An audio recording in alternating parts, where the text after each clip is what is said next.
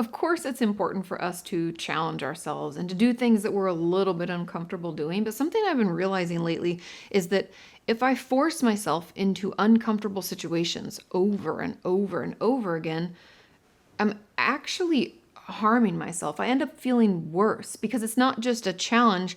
I think in some ways I'm like, I don't know if it's I'm overstepping my own boundaries or I'm not respecting my own inner voice or listening to that inner me saying like, hey, I don't really like doing this. And I have to be honest, I think the reason that I've been doing it more is because Sean and I moved to a new area, right? I don't have many friends out here. I have like 4 or 5 friends and that's it. And I lived in Santa Monica for 20 years. So all my people were there. So when we got here, I'm like, I need to try new things. If people want to go do something, I'm going to say yes, I'm going to go. And that can be really helpful in meeting people, but it can also lead to symptoms of anxiety, burnout, and even possible trauma, right? If we go against that gut thought that like, oh, I don't really think probably should, doesn't seem safe or it doesn't seem enjoyable, and we do it anyways, we could potentially set ourselves up for a dangerous situation. I know that can feel like a leap, but if we have trauma in our past, we really don't maybe know what we're engaging with. And that gut reaction of no could be our body telling us that's going to be super triggering. And we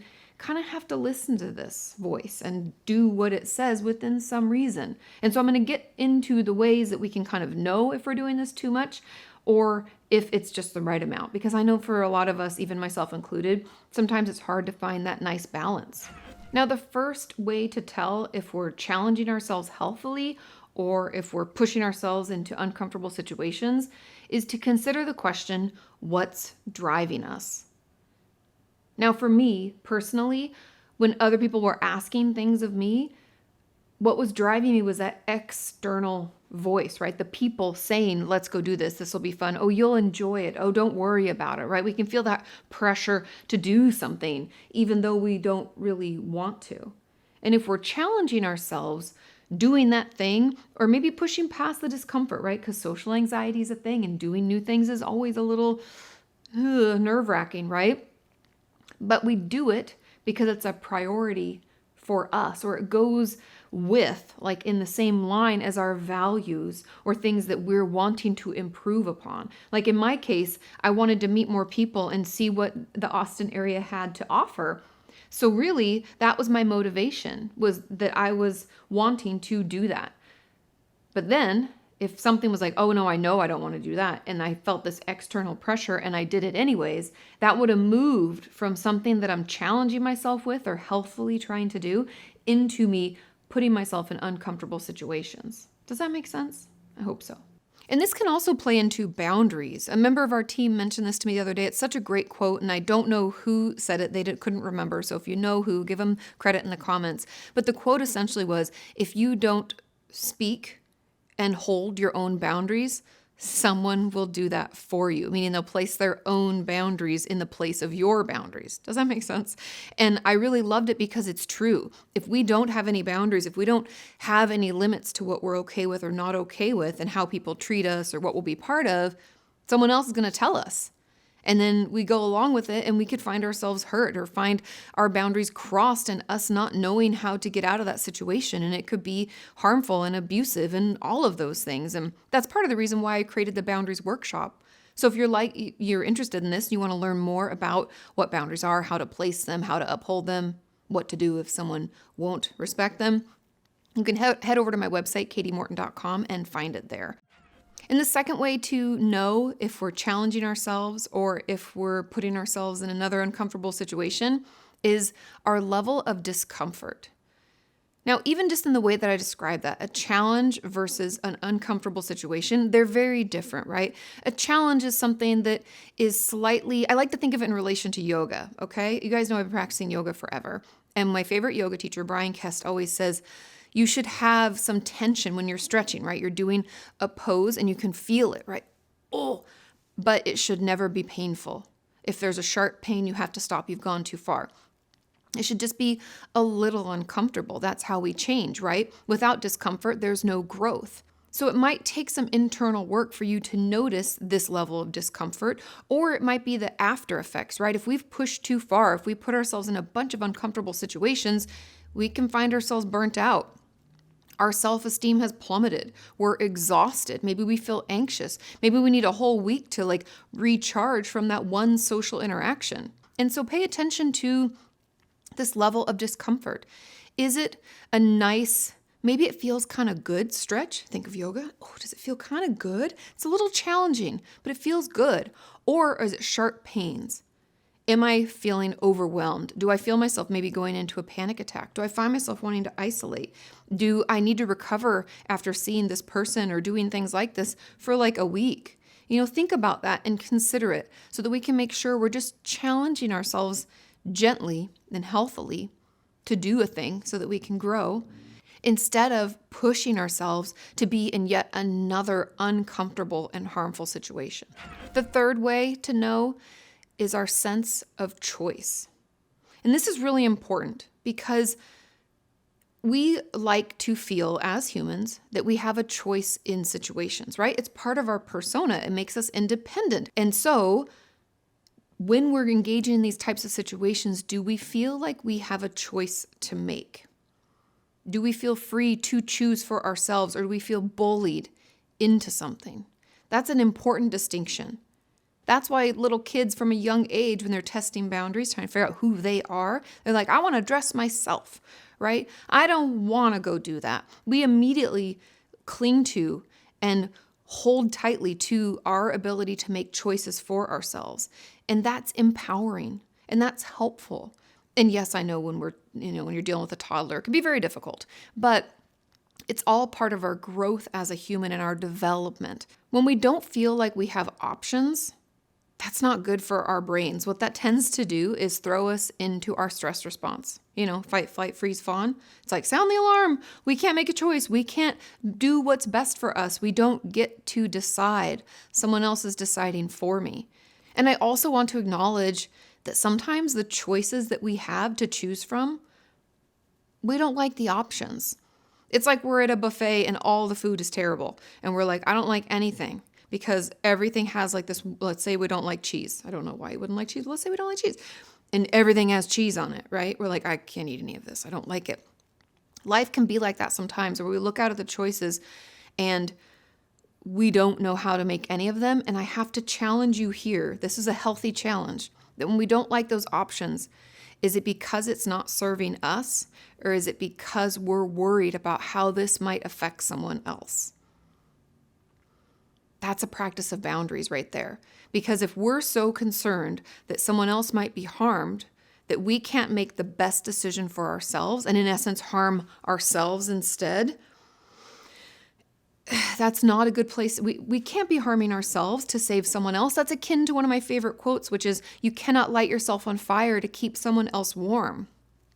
That's essentially what we're doing. So when you find yourself like, you feel like you're maybe caught between a rock and a hard place, people say that, like, I just don't know the right choice. Consider this. Is it that I don't have a choice? Or is it the choices that are available are ones I don't like? And which one is truly the best for me and my growth? That's a good challenge. Being forced to light ourselves on fire and harm ourselves to save someone else, that's an uncomfortable situation and we need to get out of it. The fourth way to know is consistency. Now, healthy challenges consistently line up with our values, our goals, things that we're working on for ourselves, right? It lines up with it and it starts to feel good. And even that consistency starts to kind of feel like a routine, right? And our brain and body, they love routines because they know what to prepare for. They know what's going to happen, what's to be expected of them. We thrive. It's really good. And so we can feel that vibe. We can feel that consistency, and if it continues to line up with who we believe we are, our values, our priorities, what we're working on, that's good. That's a good challenge. However, if it consistently doesn't line up and we get kind of this internal where it goes against our values, it goes against who we believe we are, it causes this kind of like cognitive dissonance, that's not healthy. That's actually putting ourselves in an uncomfortable situation. We're causing ourselves discomfort through what's happening. And so just pay attention if it continues to line up or if you're like, I always end up feeling bad about this, or I always end up doing more than I thought I was going to, spending more than I wanted to. Like, just consider maybe the ways that this does not line up for you. And if we see that being consistent, it's time to maybe end that relationship or look for a different job or place and uphold a boundary or improve our communication. There's a lot we can do with this, but it's important to notice it. And finally, number 5 is self-care. When we're challenging ourselves to do better or feel better and, grow, it's going to make us feel better.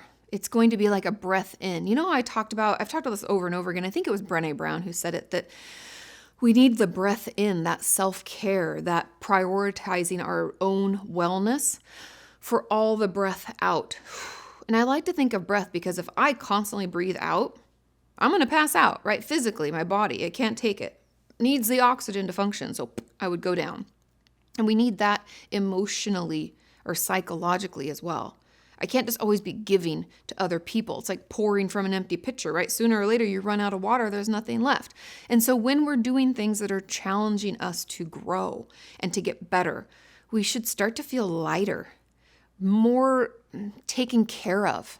We should feel heard and seen and important and just start to just be like, I don't even remember what it was like to feel this good. We should start to move in that direction. When we have to force ourselves to do things that put us at risk or don't allow us to take care of ourselves, we're oftentimes meeting external demands. It has nothing to do with our own priorities, right? That's why it feels so bad. And so that will be like more breath out until boom. And that's why I mentioned at the beginning, some of those symptoms that can come along with continuing to do this to ourselves. We can start to feel burnt out, lower self-esteem, anxious, all the things, right? Because we're not able to take care of ourselves. We're putting someone else's needs or wants ahead of our own and paying for it. Ultimately, it's important that we take a beat. We check in with ourselves. How are we feeling in our bodies? How are we doing psychologically? How have these past maybe choices or decisions or experiences we've been part of, how have they affected us? Are we doing okay? By checking in, then we're able to see when we've maybe been pushing ourselves too hard, challenging ourselves so much that we've put ourselves into an uncomfortable or possibly dangerous place. And if we don't take that time to check in, we might not know. And we might continue to feel worse and worse and worse and develop symptoms of burnout, stress, anxiety, difficulty concentrating, struggling to sleep. It can cause all sorts of things to come up for us. So just make sure you check in.